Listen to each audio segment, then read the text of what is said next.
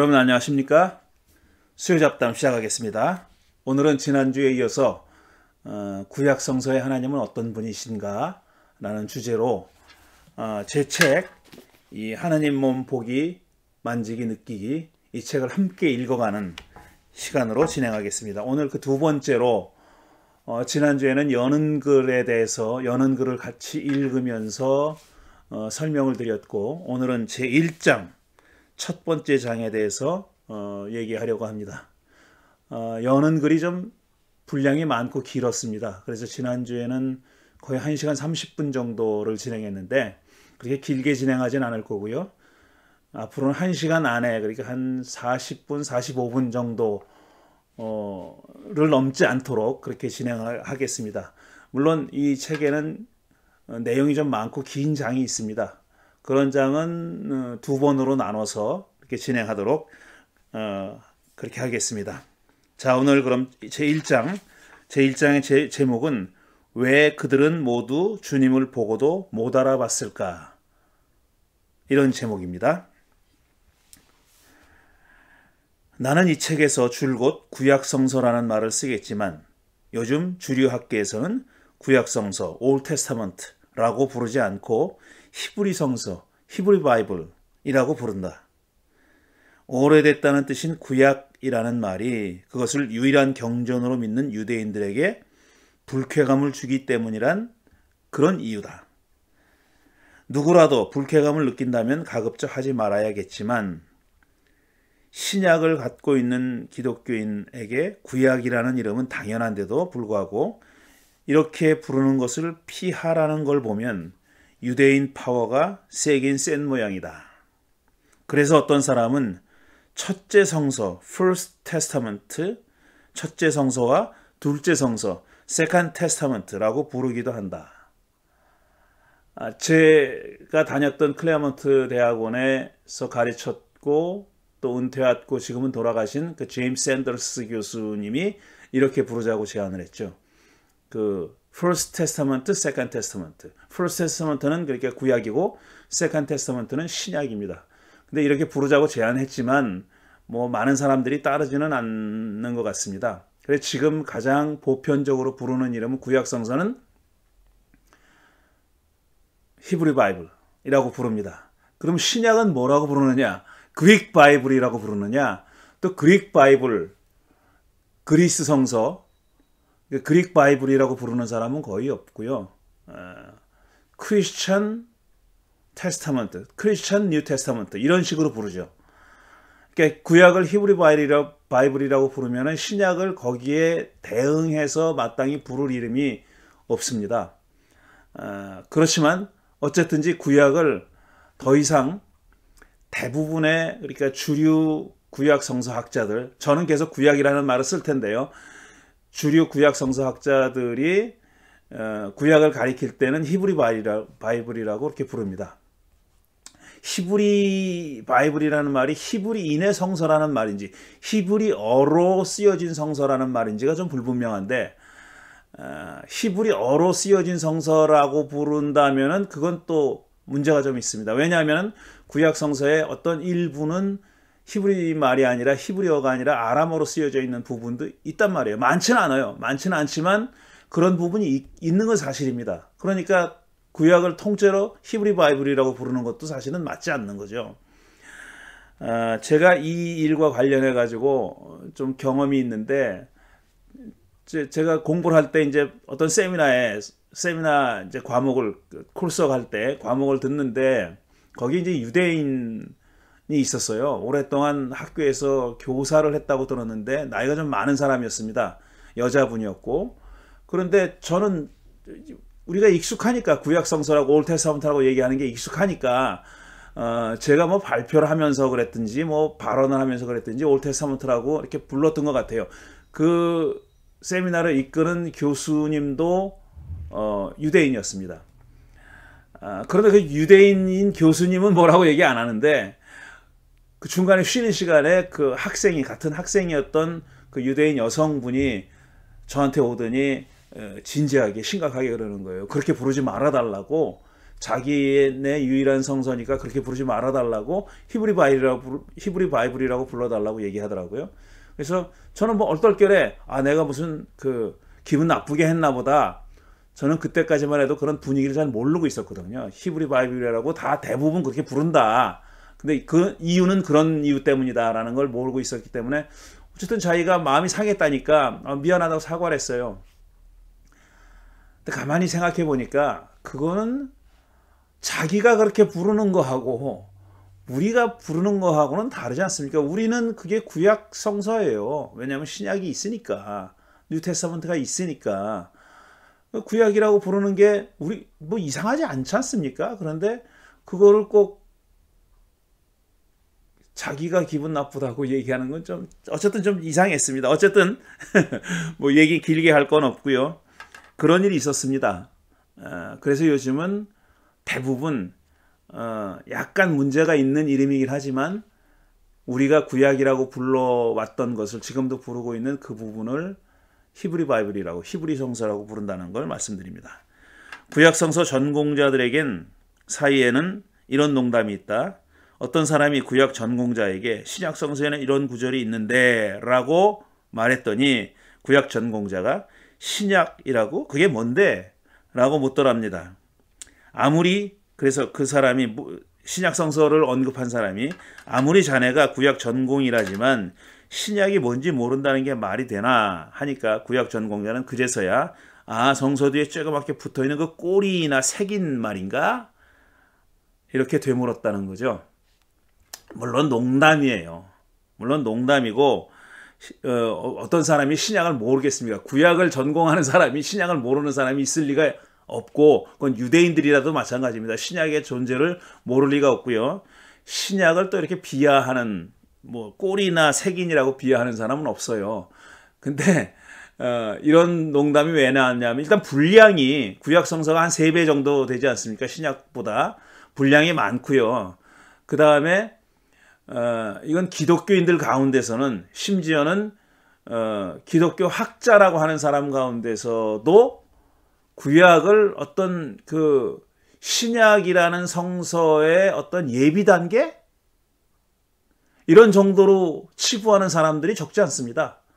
그러니까 마치 봐줘서 여전히 경전으로 인정해 줄 뿐이지 예수 그리스도가 온 이후로 그러니까 신약 성서가 우리의 경전이 됐으니 이제 구약은 사실상 별 의미가 없다거나 더 과격하게 얘기하면 폐기에 마땅하다. 폐기에도 문제 없다. 이렇게 생각하는 사람. 실질적으로는 구약의 내용들이 다 이미 극복됐다고 생각하는 사람들이 많아요. 그런 사람들이 많이 있습니다. 겉으로 그렇게 얘기하면은 문제가 되니까 그렇게 얘기하지 않더라도 실질적으로는 그렇게 생각하는 사람들이 많이 있습니다. 이 농담은 그러니까 그런 데 대한 어떤 반대되는 얘기죠. 구약이 이렇게 여전히 중요한 책이고 굉장히 중요한 신학적인 내용들이 담겨 있고 그거는 굉장히 그리스도교적이기도 하고 그리스도교인들로서도 당연히 구약을 중요하게 하나님의 말씀으로 경전으로 받아들여야 하고 읽고 연구해야 된다라는 그런 취지를 담고 있는 좀 과한 농담이라고 보시면 되겠습니다. 신약 성서를 구약 성서보다 더 중요하게 여기는 기독교인들이 들으면 놀래 자빠질 얘기겠다. 물론 농담이지만 만일 이런 구약학자가 정말 있다면 그는 구약 성서와 신약 성서가 얼마나 많은 공통점과 연결점들을 갖고 있는지를 더 공부해야 할 것이다. 이런 사람은 실제로 많지는 않습니다. 오히려 신약 성경 말씀드렸듯이 신약 성경을 연구하는 학자들이 그 다음에 일반 기독교인들이 구약을 좀 평가절하하는 경향이 있지 거꾸로는 아니다. 반대는 아니다라는 겁니다. 보수적인 학자들이 내놓는 막무가내 억지 춘향격의 해석들이 아니더라도 말이다. 신약과 구약은 사실상 많은 연결점이 있습니다. 공통점이 있는 게 사실이고요. 그건 그러니까 우리가 신약과 구약을 다 하나님의 말씀으로 경전으로 가지고 있는 건데 또 한 가지 지적해야 될 내용은 뭐냐면 구약의 내용들을 마치 신약을 전제하고 그러니까 역사적 예수를 이미 전제하고 그분에 대한 예언이라고 직접적인 예언이라고 이렇게 억지 춘향식으로 해석하는 경향, 이게 오랫동안 그리스도 교회 안에서는 또 기독교 신학 안에서는 다분히 있었거든요. 그런 무리한 해석들, 무슨 뭐 유형론적 해석이니 뭐 해가지고 그런 것들은 상당히 문제가 많은 해석입니다. 일단 그걸 인정하다, 그런 가능성을 인정한다 할지라도 구약을 구약 성서 그 자체로서 읽고 해석하는 노력이 필요합니다. 굳이 신약을 끌어들여서 억지로 해석하려고 할 필요가 없다는 그런 말씀입니다. 오랫동안 나를 곤혹스럽게 한 이야기는 마태복음 25장에 나오는 최후의 심판 비유다. 왜 그토록 널리 알려져 있고 자주 설교되는 그 비유가 나를 곤혹스럽게 했을까? 돌이켜보면 내가 대학 졸업 때까지 다녔던 교회는 매우 보수적인 교회였는데 누구든지 거기서 이 본문을 갖고 설교하는 걸 들어본 기억이 없다. 이게 사실입니다. 제가 그 교회를 중학교 때부터 다녔으니까 적어도 8년, 거의 10년 가까이 8년을 다녔는데요. 제 기억에 학생회 때도 그렇고 그 다음에 어른이 돼서도 그렇고 고등학교를 졸업하고 대학생이 돼서도 그렇고 이 마태복음 25장의 최후의 심판 비유를 갖고 설교하는 걸 들어본 기억이 없어요. 제가 그때는 이제 예배 중에 이 공책을 갖다가 막 설교하는 걸 노트하기도 하고 이랬어요. 내용을 노트하기도 하고 뭐 그런 분 많이 있지 않습니까? 아주 착실한 그 기독 학생이었으니까. 그걸 뭐 지금 갖고 있지는 않지만 제 기억이 없습니다. 어쨌든 이 마태복음 25장을 갖고 설교를 들은 그 본문을 갖고 설교하는 걸 들어본 기억이 없어요. 물론 내 기억이 정확하지는 않지만 인상에 남는 설교가 없는 것만은 사실이다. 내가 이 비유에 대한 설교를 듣고 그 의미를 진지하게 생각하기 시작한 데는 교단을 옮긴 다음부터였다. 그러니까 제가 예자 합동 측에서 기장으로 한국 기독교 장로회로 옮긴 이후에는 이 본문을 가지고 설교하는 분을 많이 봤습니다. 저도 여러 번 설교를 했거니와 목사님들이 이 비유를 가지고 설교하는 것을 많이 봤어요. 좀 길지만 비유 전문을 옮겨보자. 인자가 모든 천사와 더불어 영광에 둘러싸여서 올 때 그는 자기의 영광스러운 보좌에 앉을 것이다.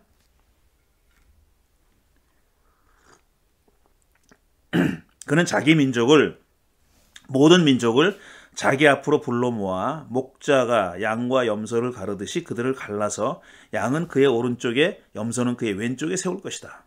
그때의 임금은 자기 오른쪽에 있는 사람들에게 말하기를 내 아버지께 복을 받은 사람들아 와서 창세 때로부터 너희를 위하여 준비한 이 나라를 차지하여라. 너희는 내가 줄였을 때에 내게 먹을 것을 주었고 목말랐을 때에 마실 것을 주었고 나그네 되었을 때에 영접하였고 헐벗었을 때에 입을 것을 주었고 병들었을 때에 돌보아 주었고 감옥에 갇혔을 때에 찾아주었다 할 것이다. 그때의 의인들은 그에게 대답하여 말하기를 주님 우리가 언제 주께서 줄이신 것을 보고 잡수실 것을 드리고 목마르신 것을 보고 마실 것을 드리고 나그네 되신 것을 보고 영접하고 헐벗은 것을 보고 입을 것을 드리고 언제 병드시거나 감옥에 갇히신 것을 보고 찾아갔습니까? 할 것이다. 그때 임금이 그들에게 말할 것이다. 내가 진정으로 너희에게 말한다. 너희가 여기 내 형제자매 가운데 지극히 보잘것없는 사람 하나에게 한 것이 곧 내게 한 것이다. 그때 그는 또 왼쪽에 있는 사람들에게도 말할 것이다. 저주받은 자들아 내게서 떠나서 악마와 그 부하들을 가두려고 준비한 영원한 불 속으로 들어가거라. 너희는 내가 줄였을 때 내게 먹을 것을 주지 않았고 목말랐을 때 마실 것을 주지 않았고 나그네 되었을 때 영접하지 않았고 헐벗었을 때 입을 것을 주지 않았고 병들었을 때나 감옥에 갇혔을 때 찾아주지 않았다. 그때 그들도 대답하여 말할 것이다. 주님 우리가 언제 주께서 굶주린 것이나 목마르신 것이나 나그네 되신 것이나 헐벗으신 것이나 병드신 것이나 감옥에 갇히신 것을 보고도 돌보아 드리지 않았다는 것입니까? 그때 임금은 대답하기를 내가 진정으로 너희에게 말한다. 여기 이 사람들 가운데 지극히 보잘것없는 사람 하나에게 하지 않은 것이 곧 내게 하지 않은 것이다 하고 말할 것이다. 그리하여 그들은 영원한 형벌로 들어가고 의인들은 영원한 삶으로 들어갈 것이다. 마태복음 25장 31절부터 46절입니다. 아유, 죄송합니다. 비유 서두에 등장하는 인자는 모든 민족을 심판한 임금, 곧 심판주다. 그렇게 묘사되어 있죠. 심판을 실제로 하고 있습니다. 그는 모든 민족들을 양과 염소로 갈라서 양은 오른쪽에, 염소는 왼쪽에 세우고 그들을 심판한단다. 염소는 무슨 죄가 있는지 의문의 일패입니다. 판결 기준은 오직 하나, 인자에게 먹고 마실 것을 주는 등 그가 곤경에 처해 있을 때 돌봐줬는지 여부다. 이게 유일한 심판의 잣대입니다. 기준입니다. 판결 기준입니다. 오른편에 세워진 사람들은 그렇게 했기 때문에 영원한 삶으로 들어가고 왼편에 세워진 사람들은 그렇게 하지 않았기 때문에 영원한 형벌로 들어갈 것이라고 했다. 삶과 형벌 앞에 붙어있는 영원한이라는 수식어는 그것들이 시간적으로 영원할 뿐 아니라 변경 불가능하다는 사실도 암시한다. 이 변경 불가능성이라는 것은 부자와 나사로 비유에도 드러나 있죠. 부자는 죽은 다음에 나사로가 있는 곳으로 못 갑니다. 절대로 못 가죠. 물론 나사로가 있는 곳에서도 부자가 있는 곳으로 올 이유도 없거니와 그것도 불가능해요. 그러니까 영원한이라는 말은 시간적으로 영원할 뿐 아니라 바꿀 수 없다. 최종 결정이다라는 뜻입니다. 사람들이 이 비유에 최후의 심판이란 제목을 붙인 까닭도 여기에 있다. 변경 불가능성이죠. 마지막 날에 내려질 심판이면서 동시에 판결에 불만이 있어도 항소의 기회가 주어지지 않는 최종 심판이란 뜻이겠다. 흔히 비유의 핵심은 오른편 사람들은 자기들이 그런 행위를 하지 않았다고 생각하지만 인자는 했다고 판정했고 왼편 사람들은 했다고 생각하지만 인자는 하지 않았다고 판정했다는 데 있다고 말한다. 그렇죠. 오른편 사람들은 자기가 그런 행동을 했는지 모릅니다. 근데 왼편 사람들은 자기들은 그렇게 알고 있는데 인자는 안 했어. 너희들은 안 했어. 이렇게 얘기한 거예요. 오른편에 있는 사람들은 자기는 그런 행동을 했다고 생각하지 않는데 아니야. 너희들이 했어. 라고 얘기했다는 겁니다. 말하자면 뒤집기 또는 역전이 비유의 핵심이자 묘미라는 것이다. 비유의 중요한 점이 바로 이 역전이죠. 사람들이 생각하고 있던 상식을 뒤집어 엎는 거. 이게 비유의 묘미잖아요. 이 비유도 마찬가지다라고 생각하는 겁니다. 정말 그럴까? 정말 뒤집기가 비유의 핵심일까? 역전이 일어난다고 해도 반드시 그것이 비유의 핵심이라고 볼 이유는 없다. 역전이 일어나는 건 맞아요. 그리고 이 비유뿐 아니라 다른 비유에도 그런 역전의 어떤 모멘텀이 있고 테마가 있는 건 사실이지만 이 비유의 핵심이 역전이냐 하는 건 또 다른 문제다. 이런 뜻입니다. 이 비유는 정말 이 비유는 인생 역전을 말하는 걸까? 다른 것은 다 그만두고 행위라는 측면만 살펴보자. 정말 그들 말대로 오른편 사람들은 그런 행위를 하지 않았고 왼편 사람들은 했을까? 그렇게 주장하잖아요. 오른편에 있는 사람들은 자기 안 했다 그러고 왼편에 있는 사람들은 했다 그러잖아요. 그렇지만 인자는 왜 하지 않았다는 사람들은 했다고 판단했고 했다는 사람들은 하지 않았다고 판단했을까? 왼편 사람들의 경우는 그래도 이해할 만하다. 악인들은 선행을 하지 않고도 했다고 왕왕 거짓말하니까 말이다. 자기가 하지 않은 짓도 최후의 심판자리니까 했다고 우기는 거죠. 모를 거라고 생각하고 우길 수 있다는 겁니다. 악인들은 그럴 수 있어요. 하지만 선인들은 왜 해놓고도 굳이 하지 않았다고 말했을까? 이건 겸양이 아니잖아요. 최후의 심판 자리잖아요. 판결이 나는 자리입니다. 어디로 갈 것이냐? 판결 나는 자리잖아요. 겸손의 미덕을 갖춰서였을까? 그렇다면 비유의 핵심은 겸손인가? 아니면 선행도 하고 겸손하기도 해야 영원한 삶으로 들어가는 걸까? 그렇진 않을 것이다. 이 자리는 예절 교육을 하는 교실이 아니라 변경할 수 없는 최후의 심판이 내려지는 엄정한 법정이다. 겸손이나 오만을 따지는 윤리 수업 시간이 아니란 얘기다. 그렇죠. 이건 교실이 아니에요. 법정입니다. 법정에서 자기가 하지도 않았다는 일을 했다고 하거나 한 일을 하지 않았다고 말하면 결국은 판단을 받는 거잖아요. 근데 굳이 좋은 일을 해놓고 왜 한 적이 없다고 얘기하겠냐 말이죠. 그건 겸손이 아닌 거죠. 비유의 요점은 다른 데 있다는 겁니다. 비유의 핵심을 푸는 열쇠는 행위나 무행위에 있지 않고 행위나 무행위의 대상에 있다.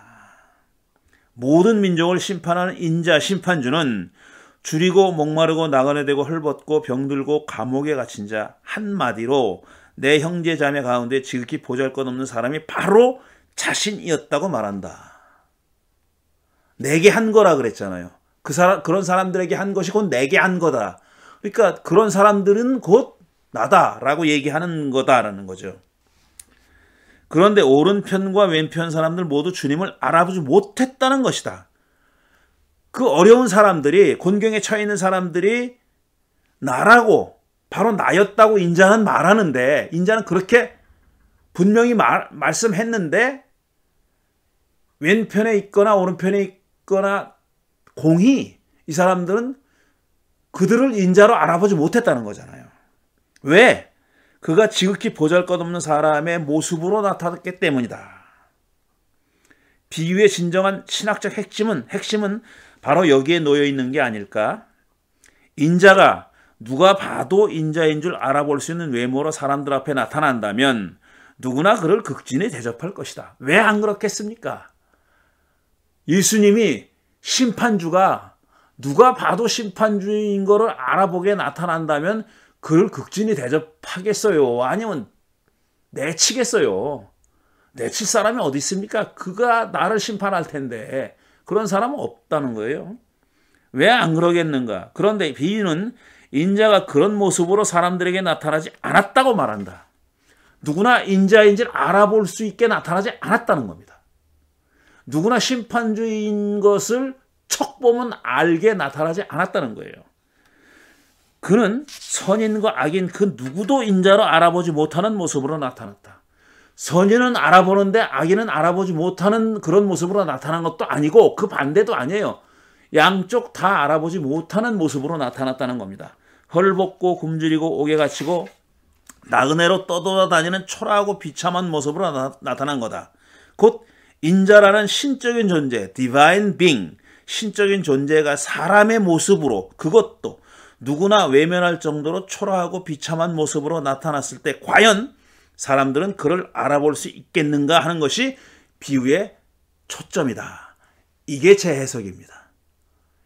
이 마태복음 25장의 최후의 심판의 비유가 말하고자 하는 메시지가 바로 이거다라고 저는 이해하는 겁니다. 더 거창하게 말하자면 사람의 모습으로 세상에 오는 하느님을 어떻게 알아볼 것인가. 그리스도교의 신학 가운데 인카네이션 신학, 그러니까 성육신 신학이 굉장히 중요하잖아요. 말씀이 육신이 되셨다, 하나님이 사람이 되셨다 하는 거예요. 근데 중요한 거는 뭐냐면 그렇게 사람이 되신 하나님을 어떻게 알아볼 것인가 하는 겁니다. 만일 사람들이 아무도 알아보는 것을 기대하지도 않고 바라지도 않았다면 사람으로 될 이유가 없죠. 성육신 신학이라는 것은 사람들이 사람이 되신 하나님을 알아보는 것을 전제로 하고 하신 행동 아니에요. 하나님이 그렇게 하신 거잖아요. 알아보지 못하면 아무 소용없는 거죠. 근데 어떻게 알아볼 것인가 하는 것이 성육신 신학의 아주 중요한 측면이고 메시지다라는 겁니다. 더 거창하게 말하면 사람의 모습으로 세상에 오는 하나님을 어떻게 알아볼 것인가? 인지하기 어렵게 인간 세계에 스며들어오는 신적인 세계를 우리는 어떻게 인지할 것인가가 비유의 초점이란 말이다. 같은 말을 다른 식으로 표현한 겁니다. 이것만으로도 비유가 던지는 질문의 무게를 감당하기 어려운데 비유는 여기서 한 걸음 더 나아간다.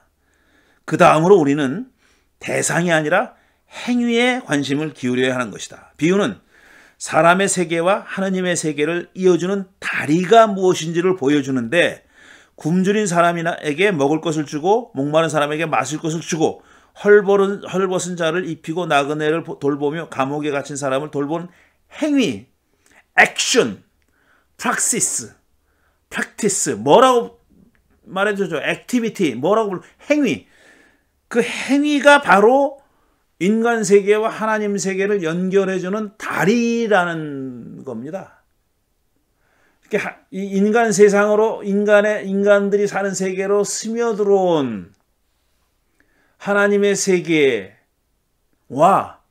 그 인간 세계를 연결해주는, 아니면 발견하게 해주는, 인간 세상 안에서 하나님 나라를 발견하게 해주는, 찾게 해주는 바로 그 결정적인 다리가 뭐냐 하면은 그런 사람들에게 어떻게 행동하느냐, 그런 사람들에게 한 행위다, 프락시스다, 이런 얘기입니다.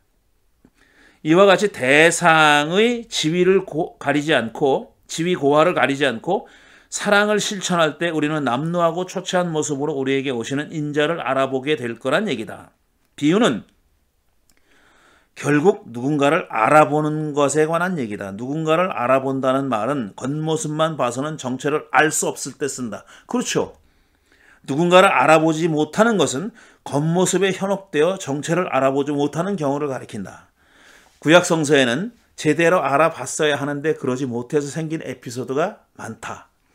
사람을 제대로 알아보지 못하는 것도 문제지만 더 큰 문제는 하느님을 제대로 알아보지 못하는 경우다. 하느님이 사람 마냥 자주 나타나지 않고 가뭄에 콩나듯 아주 가끔 나타나는데 그걸 제대로 못 알아봤다니 이게 어디 보통 심각한 문제인가. 그렇죠. 자주 출몰하는 분도 아니에요. 아주 가끔 나타나는데 그 기회를 놓쳐버린다는 것은 그렇게 하나님이 가뭄에 콩나듯 나타나셨을 때 그분을 알아보지 못한다는 것은 얼마나 오호통제라 할 일이냐 이거죠. 하지만 아주 늦어버리기 전에 알아봤으니 얼마나 다행이랄까? 앞으로 하나님을 알아보는 데 관한 얘기를 해볼 텐데 그 전에 먼저 사람이 하나님을 보면 어떻게 되는지에 대해 생각해보자. 흔히 사람이 하나님을 보면 죽는다고 알려져 있다. 맞다. 구약성서에는 분명히 그런 얘기가 있습니다. 하지만 실제로는 하나님을 보고도 죽지 않고 살아남은 사람들이 있다. 이것도 분명한 사실입니다. 그럼 하나님을 본 사람은 반드시 죽는다는 말은 어떻게 이해해야 할까? 거짓말인가? 아니면 극히 일부지만 예외가 있었던 걸까?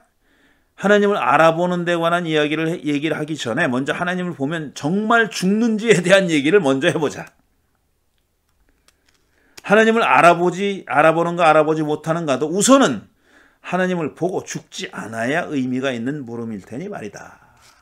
여기까지가 1장의 내용입니다. 1장은 제가 신약성서 마태복음 25장에 나오는 최후의 심판 비유를 끌어들여서 구약성서에서 앞으로 하나님을 알아보는 얘기가 많이 나올 텐데 그 하나님을 알아봤다거나 한 건 알아보지 못했다는 얘기가 전하려고 하는 메시지가 뭔지, 그게 뭘 말하려고 하는 건지에 대해서 말씀드리려고 하는데 그 어떤 마중물격의 이야기를 마태복음 25장의 최후의 심판 비유에서 읽은 겁니다. 이제 본격적으로 하나님을 알아보는 이야기, 특히 다음 장에서는 하나님을 본 사람은 정말 죽는가, 이런 제목인데요.